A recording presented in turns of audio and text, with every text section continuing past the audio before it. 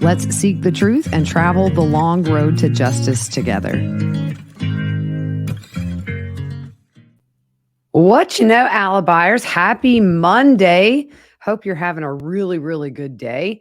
And so real quick, just now saw this trailer for a new documentary on Netflix about Lori Vallow, Chad Daybell. It's called Sins of Our Mother. It premieres September 14th. It seems like Colby has worked with them on this. It sounds to me, by looking at the trailer, he is sharing some jailhouse calls that he had with Lori. I saw a couple of clips I've never seen before. So that looks like that's going to actually be really good. So Netflix, September 14th. We'll talk about it once it hits. And anyway, so had an amazing, amazing time at the Roger Waters concert, guys.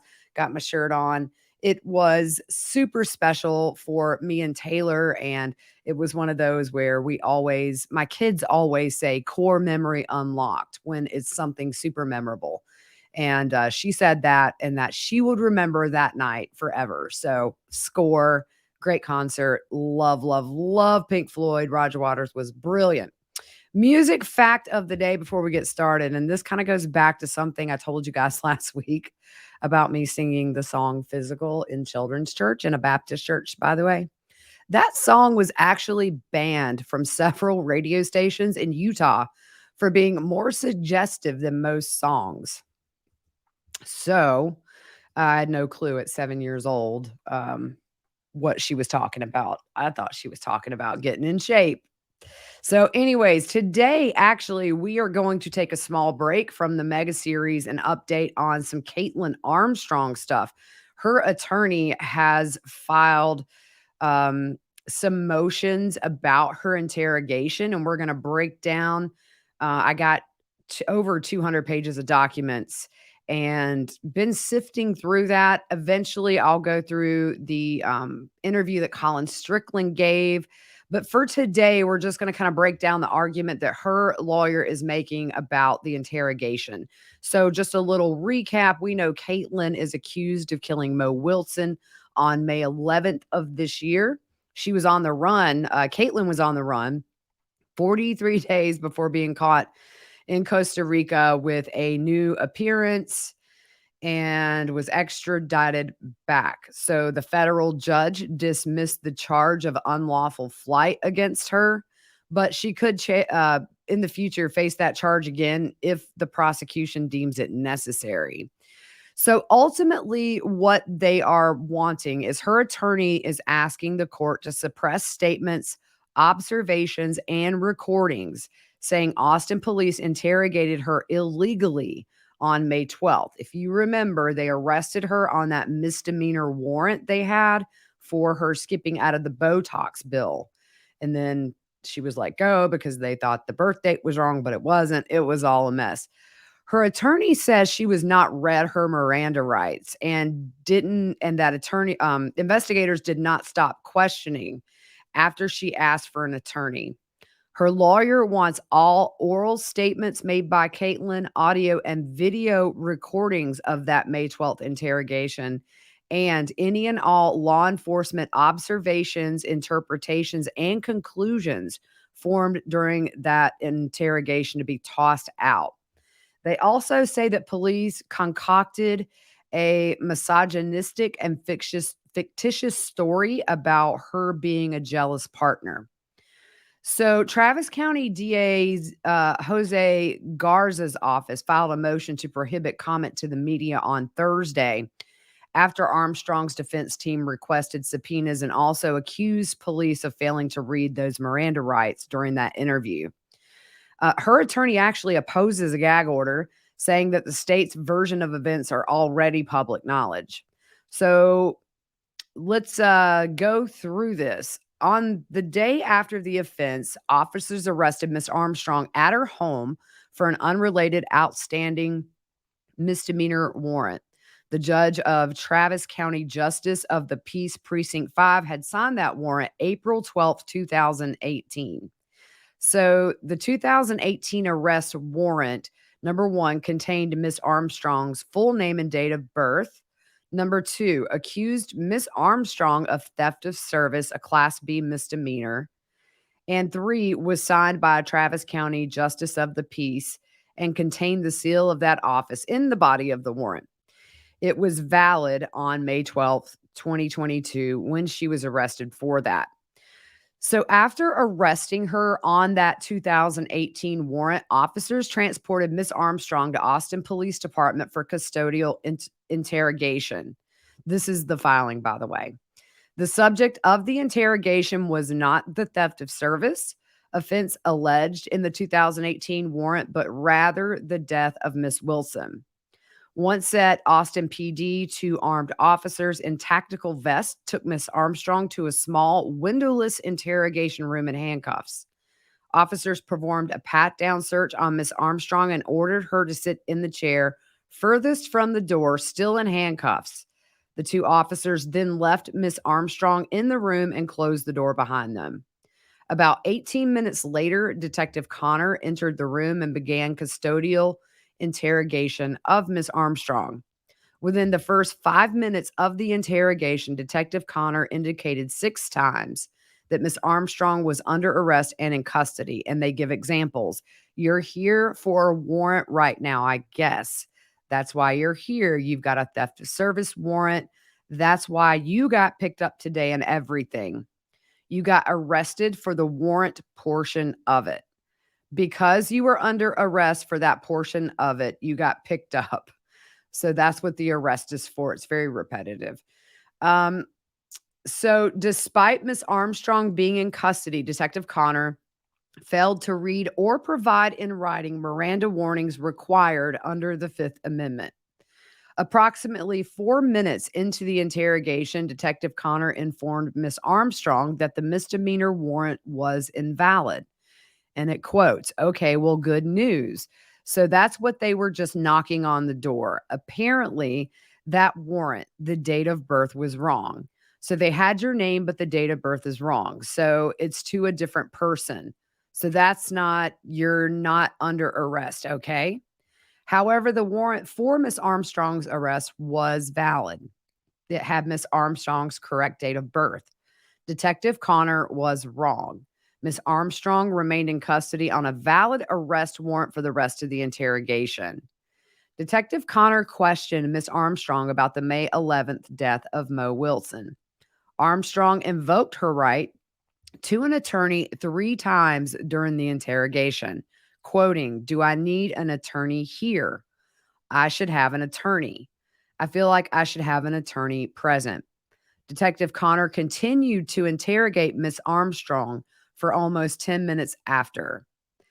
And it says Miss Armstrong definitely invoked her right to an attorney.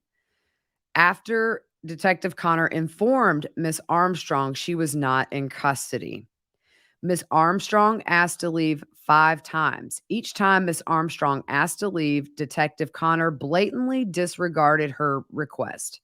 Below are the instances in which Miss Armstrong asked to leave. And before we go into those, I'm going to throw this graphic up on the screen because in their filing, they did have these pictures of her the day after Mo's murder being brought into that interrogation room. So Detective Connor says, so everything we say in here is just consensual at this point. The door is unlocked. You can leave at any time. Kaitlin says, I would love to leave. Another time she says, I would like to leave, I think. Detective Connor says, you would like to leave? Kaitlin says, yeah, I'd like to leave. I don't actually know, and I would like to leave. Detective Connor says, okay, so that's totally your choice, and the door's open. Then Kaitlin said, I would like to leave if I'm free to leave. In fact, Miss Armstrong was not free to leave at any time. Detective Connor told Miss Armstrong after she was asked to leave, okay, hang tight for just a second. We can't have people just like walking around. It took 11 additional minutes before officers arrived and allowed Miss Armstrong to leave the interrogation room. The interrogation of Miss Armstrong and all evidence obtained from it violated the Fifth Amendment. The Fifth Amendment provides that no person shall be compelled in any criminal case to be a witness against himself. The law requires that prior to any custodial interrogation, officers must inform a person of her right to remain silent, that her statements may be used against her, and that she has the right to an attorney. These procedural safeguards are meant to balance the compulsion inherent in custodial surroundings. Compulsion inherent in custodial surroundings. It's Monday. I've had 2 cups of coffee. Need a third. Miranda warnings are required whenever a person is in custody and subjected to express questioning or its functional equivalent. Custodial interrogation is defined as questioning initiated by law enforcement officers after a person has been taken into custody or otherwise deprived of his freedom or action in any significant way. The fact that Miss Armstrong's movement was restricted and she was not free to leave further underscore her custody status. The Court of Criminal Appeals has outlined some general situations indicative of custody, including 1, when the suspect is physically deprived of her freedom of action in any significant way; 2, when a law enforcement officer tells the suspect she cannot leave; 3, when law enforcement officers create a situation that would lead a reasonable person to believe her freedom of movement has been significantly restricted; and 4, when there is probable cause to arrest and officers do not tell the suspect she is free to leave. A court must look at the totality of the circumstances and determine whether a suspect's freedom of movement was restrained to a degree associated with a formal arrest. Detective Connor initially told Miss Armstrong she was going to read her rights, but then Detective Connor got distracted by a knock on the door and failed to follow through with Miranda warnings. After returning her attention to Miss Armstrong, Detective Connor proceeded straight into questioning. Miranda warnings forgotten. The exchange followed. Detective Connor says, "So I'd like to talk to you and kind of get a little bit more information on that. But to be able to do that, I have to read you your rights, just so that you know and you're protected and things like that, okay?" Kaitlin says, "Okay. And so if you're reading me my rights, then I should." And Detective Connor interrupts and says, "That's because of the warrant." And then Kaitlyn Armstrong says, "Have an attorney." Detective Connor says, "Because you're under arrest for the warrant, you're technically in custody because of that warrant. So they're 2 separate things. Does that make sense?" Kaitlin says, "I think so, but I've never heard, and there's knocking at the door." Detective Connor says, "Oh." Kaitlyn Armstrong says, "But I've never heard of this warrant before, and I don't know what you're talking about, and they're still knocking at that door." And Detective Connor says, "Yeah." Kaitlin says, "And it doesn't seem like you can give me any information on it." Detective Connor says, "So, still knocking." Kaitlin says, "You want to read me? Are they knocking here?" And Detective Connor says, "I think it's for something else. So with the warrant," and then obviously she must go to the door and come back in. It says, so Detective Connor says, "Okay, well, good news. So that's what they were just knocking on the door. Apparently, that warrant, the date of birth was wrong. So they had your name, but the date of birth is wrong. So it's to a different person. So that's not, you're not under arrest, okay?" And Kaitlin says, "Okay." Detective Connor says, "I know, it's a little crazy, yeah?" Kaitlin says, "They just come to my house and put me in handcuffs for no reason." Detective Connor says, "So there was a warrant they thought was you because of the name. So there's some miscommunication on that, but I would really like to talk to you." And Detective Connor continued questioning without any Miranda warnings. Because Miss Armstrong invoked her right to counsel, all responses and subsequent questioning must be suppressed. So this is very interesting. I don't know where this is going to go, but this is going to be interesting to watch, guys, because yeah, that could be an issue. All right, real quick, we're just going to take a moment and have a word from our sponsor of the week that helps me be able to do what I do every day. I'm very grateful for better health. That's HEALTH health. And so, a lot of you guys, I'm sure, are like me when problems arise, that you focus on the problem and not the solution. These things can just overtake your thought process. And we get caught up in day to day life and get used to that struggle. Problem solving mode can totally go out the window when these problems just take over your brain. But when you learn how to find your own solutions, there's no better feeling. And sometimes we need help to learn how to do that. And there have been times where I've reached out for help during difficult times in my life. I'm not ashamed to say it. And sometimes we find that it's easier than we expect. There is a stigma sometimes still attached with going to seek help from a mental health professional. And what we find in the end is the abilities that they give us to cope are life changing. And in the end, I left empowered with strategies that I could have never figured out on my own with the whole mess in my head. And in doing that, I quickly saw a reduction in my stress levels and an improvement in my overall mood. So, if you're thinking of giving therapy a try, BetterHelp is a great option. We've talked about them before.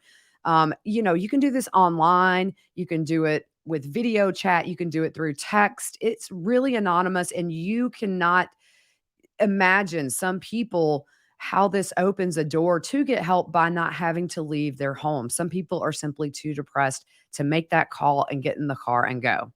It's convenient, it's accessible, affordable, and entirely online. You get matched with a therapist after filling out a brief survey. You can switch therapists at any time if you feel the need. So, when you want to be a better problem solver, therapy can get you there. So, visit betterhelp.com/whattheworld today to get 10% off your first month.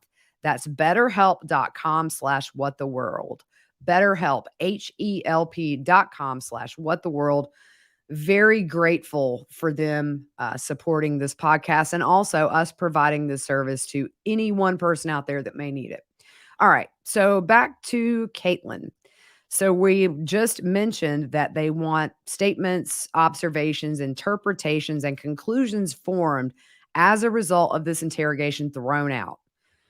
He said he also takes issue with statements that the homeowner of the residence where Mo was staying at when she was murdered, because it says Detective Spit. I'm going to get this name wrong, y'all. Detective Spittler, who obviously interviewed Mr. Harris, failed to disclose his admitted intoxication and marijuana use at the time of the murder. And even worse, Detective Spittler knowingly misinterpreted his observations. Detective Spittler wrote in the arrest affidavit that Mr. Harris observed a bicycle travel southbound through the alleyway from the apartment on the incident evening. In reality, Mr. Harris never said that he observed a bicycle. He made the following statement about the bicycle, quote, "I don't know. I may or may not have. I may or may not have imagined the whisking bike part and having the impression of a southbound bike. But it's like that memory is there, but it's hard for me to testify in a court of law to that only because I didn't effing see it and it could be my imagination." Also, it says technicians with the Austin Police Department laboratory conducted a test fire of I'm going to say this wrong, y'all, Sig Sauer 9mm handgun seized from Mr. Strickland and Miss Armstrong shared residence. Technicians entered the test-fired cartridge case into the National Integrated Ballistics Information Network.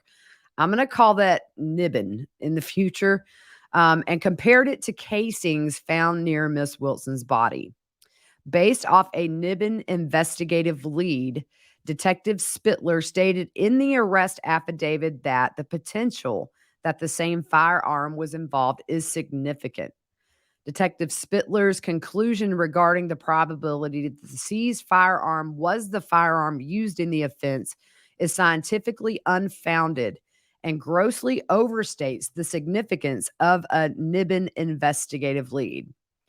In his affidavit seeking arrest of Miss Armstrong, Detective Spittler concocted a misogynistic and fictitious story portraying Miss Armstrong as a jealous woman scorned by Mr. Strickland. The narrative is a lie. As Colin Strickland said, F you guys for manipulating me. They do have all of that interview transcribed in these documents. We will need a whole other episode to do that. So we'll get to that this week, by the way. So, what they're requesting now is a Franks hearing, and the Fourth Amendment is violated under Franks. The Fourth Amendment is violated where an officer intentionally or with reckless disregard for the truth includes a false statement in a warrant application. Intentional or reckless omissions of material facts from a warrant application can also furnish the basis for a Franks challenge. When a defendant makes a sufficient preliminary showing that a warrant affidavit includes false statements or one made with reckless disregard for the truth, she is entitled to a hearing to determine the validity of the warrant. The defendant must, number one, make specific allegations in her pleadings of the portion of the affidavit claimed to be false.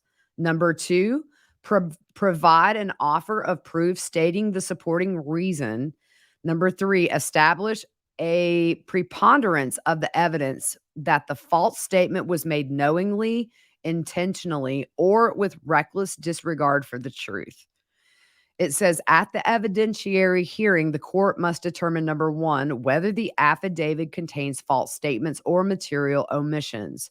Two, whether the false statements or omissions were made intentionally or recklessly. Number three, whether false statements are removed or the omitted information read in the remaining affidavit fails to establish probable cause. If, at the conclusion of the evidentiary hearing, the defendant establishes by preponderance of the evidence that a false statement knowingly and intentionally or with reckless disregard for the truth was included in the warrant and without the statement, the affidavit's remaining content is insufficient to establish probable cause, the warrant must be voided and the fruits of the warrant suppressed. So it says I keep wanting to look at this wrong, y'all. Detective Spittler's warrant application was rife with material, deliberate omissions, false statements, and reckless exaggerations. The false statements and statements made with a reckless disregard for the truth fall into these categories. One, the affidavit incorrectly and misleadingly described Miss Armstrong's physical actions and responses during her custodial interrogation and falsely mischaracterized her post-arrest statements. The descriptions in the affidavit are discredited completely by the video recording of the interview, which Detective Spittler has viewed. Number two, the affidavit failed to reveal that the custodial interrogation of Miss Armstrong had been conducted illegally. The interrogating officer failed to failed to read the Miranda rights, y'all. Miss Armstrong and failed to immediately cease questioning when Miss Armstrong repeatedly invoked her right to counsel and repeatedly asked to leave. Number three, the affidavit included an incomplete description and address of the apartment where Miss Wilson was murdered, thereby failing to describe with particulars the location of the crime. Number four, the affidavit cited to timestamps from an electronic door lock and surveillance camera that Detective Spittler had taken no action to verify. The affidavit relied heavily on these timestamps, which were later determined to be inaccurate. Number five, the affidavit relied heavily on statements from an anonymous, y'all, I'm like the captain of the struggle bus verbally today. Sorry. The affidavit relied heavily on statements from an anonymous 911 caller who was unreliable and not credible. The affidavit knowingly misrepresented the value of a Nibbin investigated lead on a piece of ballistic evidence.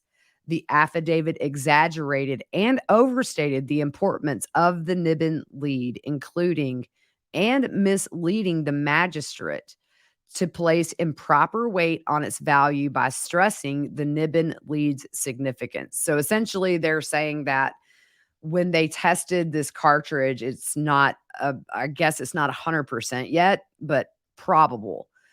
The affidavit, number 7, the affidavit includes many significant false statements about Colin Strickland's interview statements to Austin PD officers.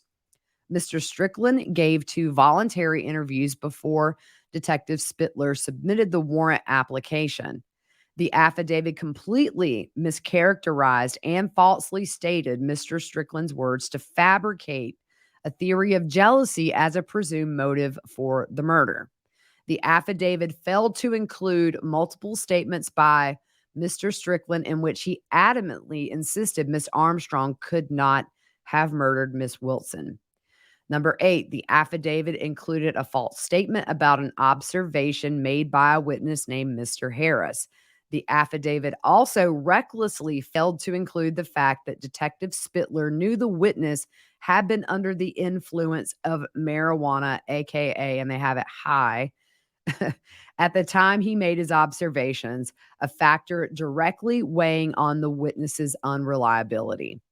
If the court sets aside the falsehoods and statements made with a reckless disregard for the truth and takes into account what Detective Spittler intentionally omitted, the affidavit fails to establish probable cause. So they're going big. And look, there's something to be said for fleeing the country with a false passport, going to Costa Rica under a different name and getting your face fixed. But procedurally, if this is proven, this could throw a little rock in it, y'all. The affidavit contains 4 paragraphs detailing Detective Connor's interview of Miss Armstrong on May 12th. The lengthy written description of Armstrong's behavior and verbal statements are blatantly inaccurate, even completely false. Most egregiously, the affidavit falsely claims certain verbal exchanges occurred in the interview that simply did not occur. For example, on page 4, paragraph 4 of the affidavit, Detective Spittler writes that Detective Connor confronted Miss Armstrong with video evidence of her vehicle. The affidavit states Miss Armstrong had no explanation for why her vehicle was in the area the night of the murder. But the recorded video of the interrogation showed that this did not occur. No video. And Miss Armstrong did not lack an explanation. She invoked her constitutional right to remain silent. This is just one example of the way the affidavit falsely portrays Miss Armstrong. These falsehoods are blatant at a minimum. They were made with a reckless disregard for the truth. Detective Spittler has and viewed the video recording of interrogation conducted by his colleague, Detective Connor. They also say the affidavit grossly mischaracterizes her body language during interrogation and contributes to the false portrait of Kaitlyn as hostile towards Mo Wilson, guarded, and guilty. They also say this is proven false by video recordings of that interrogation. It says the affidavit relied heavily on 2 different timestamps, those displayed on the electronic door lock and the home security camera. Remember the timestamps on this surveillance, and we went through this affidavit a few episodes back. So if you haven't listened, you can go back and hear that. But it put her car there like minutes after Mo got home from being out with Colin. It says Detective Spittler took no actions to verify the timestamps from either source were accurate. In fact, they weren't. Detective Spittler waited almost 2 months, 57 days, to update his police report to note the inaccuracies. It says Detective Spittler should have verified the accuracy of such a critical piece of information before citing it and relying on it as fact in the affidavit. His failure to do so is evidence of a reckless disregard for the truth. He also says that the affidavit included statements from an anonymous 911 caller who contacted Austin PD on May 14th. The anonymous caller alleged Statements are one of the primary bases for probable cause in the affidavit. The caller is cited as the sole source for and it says false theory that there was a love triangle between Miss Armstrong, Mr. Strickland, and Miss Wilson. The affidavit relies on the anonymous caller to supply a motive for the murder, which is jealousy. Despite the critical importance of this call, neither Detective Spittler nor any other officer took action to investigate or verify the identity of the caller or investigate motivations and biases driving the caller. Instead, Detective Spittler included the unverified, unreliable information to falsely portray Miss Armstrong as a jealous woman with a motive to kill Mo Wilson. He was actually in possession of recordings from other identified 911 callers who, when asked, were unable to verify the information provided by the anonymous caller. So her attorney says that the ballistic test done on the gun retrieved from that search warrant of the home, that the casing was entered into the National Integrated Ballistics Information Network. And it says that those leads are not confirmation of a match and more investigation is needed.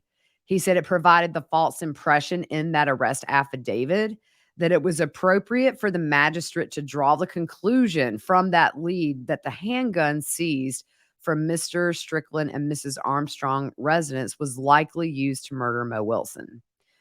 Offering the magistrate such a baseless and unscientific conclusion was false and, at minimum, evidences a reckless disregard for the truth. He said that affidavit inaccurately attributes statements and opinions to Mr. Strickland and relies on these misstatements to claim that Miss Armstrong could have been motivated by jealousy over her relationship with Mr. Strickland as a motive for that murder. In his interview, Mr. Strickland explained that he had seen Miss Wilson on the evening of her murder. He provided significant background information on his short-lived fling with Miss Wilson and his almost 4-year romantic and business relationship with Miss Armstrong. Remember, they owned a business together where they redid these campers, van life, those kind of things, and sold those. It says among the many other positive and adoring descriptions he provided about Miss Armstrong, Mr. Strickland stated in response to multiple different questions that Miss Armstrong was not a jealous girlfriend and he did not believe she could have murdered Miss Wilson. Mr. Strickland never stated that Miss Armstrong was jealous or vengeful. In fact, he said much the opposite several times. The affidavit includes none of this. Instead, the affidavit states that Mr. Strickland told Detective Spittler he had to change Miss Wilson's name in his phone to hide the information from Kaitlin and that Kaitlin had previously blocked Mo's number in his phone. Her attorney says that the affidavit fails to include statements by Colin about Kaitlin. So there's an exchange between Colin and Detective Connor. And they quote that in this filing. Colin says she hasn't specifically mentioned Mo and how, and then it says she hasn't mentioned wanting me to excommunicate her or anything specific like that. Detective Connor said, I thought she went in your phone and blocked her or something. And Colin said, I have no evidence of that. And Detective Connor says, oh. Colin says, I don't know if it's a glitch and then he says, or if that's what happened, honestly. Detective Connor says, what did she block her on? Colin says, what do you mean? Detective Connor says, what did she go in and block her or what got blocked? Colin says, oh, contacts, I think. Detective Connor says, oh, okay, so that's probably not a glitch.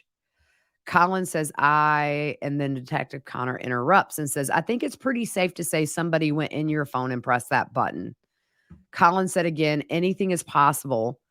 Detective Connor says, and when did that take place? Colin said, I think November or December.